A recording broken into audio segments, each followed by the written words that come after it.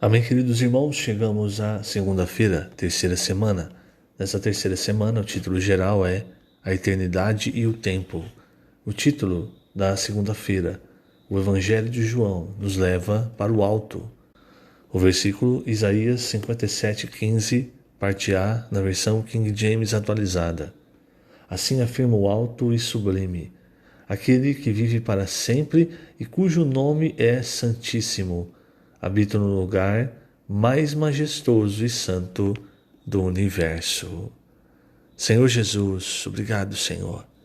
Obrigado por mais um dia e obrigado, pois mesmo sendo alto, o sublime, habitando a eternidade, o Senhor se tornou um homem, se humilhou e no tempo viveu como um homem para morrer, para pagar pelo teu sangue, pelo teu sacrifício na cruz, os nossos pecados e para ressuscitar, dando-nos a tua vida, enchendo-nos com o teu Espírito.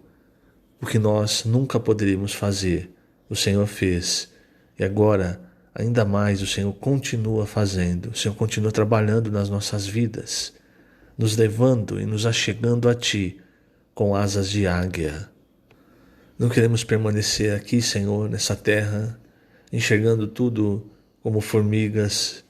Pelo contrário, nós queremos cada vez mais nos achegar ao Senhor, cada vez ser mais íntimos do Senhor, ser levados pelo Senhor como águia até o terceiro céu, até o lugar mais majestoso e santo do universo, o lugar onde nós temos a Tua visão, onde nós vemos todas as coisas de acordo com o Teu plano, de acordo com a Tua vontade, onde tudo se torna claro para nós. Por isso, Senhor, continua falando, continua nos revelando a Tua palavra e continua nos achegando a Ti, cada vez mais, cada dia mais. Obrigado, Senhor. Jesus é o nosso Senhor. Muito bem, queridos irmãos, o título dessa segunda-feira, o Evangelho de João, nos leva para o alto. Esse é um ponto muito importante, que nós já começamos logo de cara. O Senhor nos revela nos escritos de João, no seu Evangelho. Você vê desde Êxodo, quando o Senhor fala para o povo de Israel: eu tirei vocês do Egito com asas de águia. Mas veja, irmãos, o que ele diz: eu vos cheguei a mim, para que vocês sejam o meu povo, a minha propriedade entre toda a terra. E hoje, irmãos, quando nós vemos os escritos de João, nós percebemos o mesmo princípio, a mesma vontade. Deus nos tirando do Egito com asas de águia. Então, tudo o que acontece em Mateus, Marcos, Lucas, você vê ali o Senhor se sacrificando, vivendo como um homem perfeito, um homem Deus, se sacrificando e morrendo por nós. E tudo isso, irmãos, se você olhar só a primeira parte do plano, você vai pensar: bom, isso é para minha salvação, é para que eu não vá para o lago de fogo. Mas ainda há mais, irmãos. Não é a salvação, não é só para que nós não vamos para o lago de fogo, para o perdão dos pecados. É para que nós nos acheguemos ao Senhor. Se você perceber desde Gênesis, desde a criação do homem, você já percebe Deus quer o homem junto de si. E hoje, irmãos, com os escritos de João, as coisas vão ficando muito claras. Agora, o que o Senhor quer? O Senhor já desceu e a parte que lhe cabia, ele já fez, não é? O que muitas vezes, e esse é um grande problema, os cristãos, né, no cristianismo, nós queremos viver uma vida com Deus, mas uma vida terrena. O que quer dizer isso? Viver com as preocupações dessa terra, como se Deus ele vivesse simplesmente para resolver os nossos problemas. E esse não é o caminho de Deus, esse não é o caminho da águia voando. O que o Senhor quer fazer é nos levar ao terceiro céu com asas de águia, para que nós vejamos o seu plano, a sua vontade. Não para que nós achemos que Deus tem que cumprir as nossas necessidades, as nossas vontades, tem que nos dar as coisas materiais. Você percebe isso? Se nós ainda temos essa visão terrena, nós somos cristãos, mas ainda temos essa visão terrena, nós vamos ser como aqueles 10 espias que vão ver os gigantes como formigas, né? Nós olhamos e aos nossos olhos nós somos como formigas diante dos gigantes, diante dos problemas. Mas, se nós temos uma visão celestial, irmãos, veja, quando você olha para o problema, você vê o problema como pão, quer dizer, como oportunidade de crescimento, porque o alimento é para o crescimento. Por quê? Porque você confia na palavra de Deus e você sabe a palavra de Deus está nos guiando. E o Evangelho de João, irmãos, diferente dos demais evangelhos que começam no tempo, o Evangelho de João, quando João escreve, no princípio era o verbo, ou no princípio era a palavra. Esse princípio, irmãos, é o princípio antes da criação, o princípio na eternidade. Na verdade, a eternidade, irmãos, ela não tem o tempo, não conta o tempo, né? A partir do momento que o Senhor começou a criar, então também começou a contagem do tempo. Então, agora eu vou falar talvez de uma maneira errada, mas é para melhor entendimento. Então nós temos a eternidade, nós costumamos dizer a eternidade antes da criação, que muitas vezes nós chamamos de eternidade passada, e a eternidade pós-criação, a Nova Jerusalém, que muitas vezes chamamos de eternidade futura. Talvez não seja o termo mais correto, porque eternidade não tem passado e futuro, eternidade é eternidade, mas é para melhor entendimento. Então, entre a eternidade passada e a eternidade futura, há o tempo. E o porquê que há o tempo? É para o cumprimento da vontade de Deus.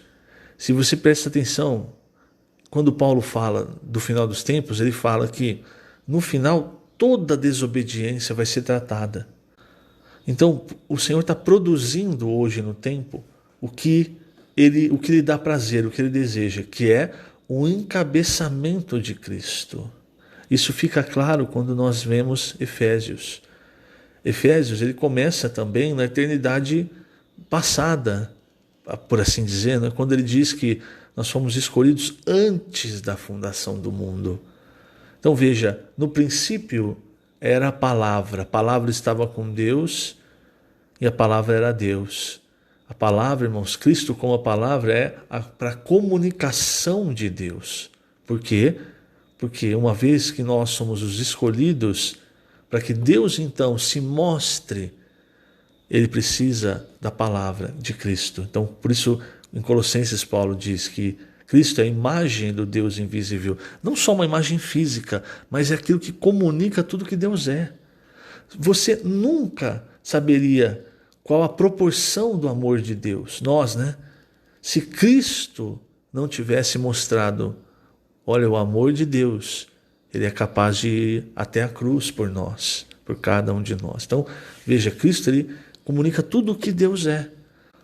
Então, a diferença entre o no princípio aqui em João e o no princípio lá em Gênesis é que no princípio em Gênesis já é o princípio da criação do tempo, ali onde as coisas começam a ser criadas. No princípio criou Deus os céus e a terra. Ali o tempo já estava contando. Mas aqui em João, irmãos, aqui é como esse versículo de Isaías 57, que nos mostra que Deus habita a eternidade. Quando o Senhor orou em João 17, salvo engano, versículo 5, ele orou: glorifica-me, ó Pai, contigo mesmo, com a glória que eu tive junto de ti antes que houvesse mundo. Esse antes que houvesse mundo, irmãos, é antes da criação.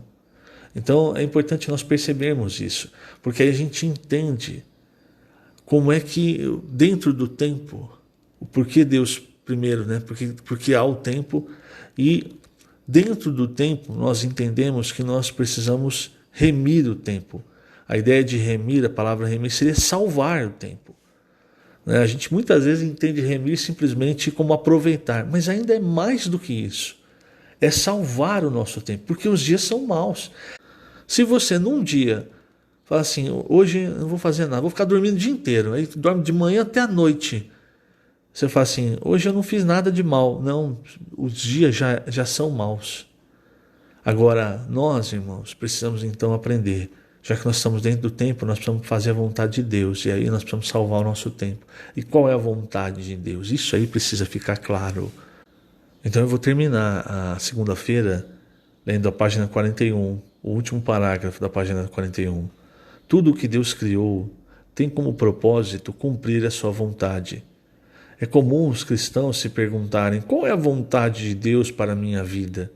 Em Efésios lemos, Efésios 1, versículos 9 e 10, desvendando-nos o mistério da sua vontade, segundo o seu beneplácito, que é bom prazer, que propusera em Cristo, de fazer convergir nele, na dispensação da plenitude dos tempos, todas as coisas, tanto as do céu como as da terra. Esses versículos trazem-nos luz a respeito da vontade de Deus, que para muitos ainda é um mistério. Contudo, ele nos revelou que sua vontade é colocar todas as coisas, tanto as do céu como as da terra, sob o encabeçamento de Cristo. Que permitamos a vontade de Deus cumprir-se em nós. Somente dessa maneira aproveitaremos o tempo que Deus nos deu. E veja, irmãos, quando Paulo fala na dispensação da plenitude dos tempos, ele quer dizer no final, até o final dos tempos. O que realmente nos mostra que o tempo é para o cumprimento da vontade de Deus que lhe dá prazer e que ele propôs em Cristo, de fazer Cristo encabeçar todas as coisas, tanto as do céu quanto as da terra. Então essa palavra, essa dispensação da plenitude dos tempos nos mostra isso, irmãos. O que também nos mostra que hoje nós precisamos salvar o tempo que o Senhor nos deu. Para quê? Para sempre fazer a vontade de Deus. E por isso, irmãos, hoje nós precisamos cada vez mais nos encher com a palavra, nos encher com o Espírito, para que assim nós subamos com asas de águia. O Senhor nos conduz para Ele mesmo, para ter uma visão clara, uma visão governante, uma visão de águia. Aí você não vai mais se preocupar com as coisas da terra, porque aí você vai ver as coisas da terra como se fossem coisas pequenas, formigas, não é? Ao contrário do que aconteceu com os 10 espias.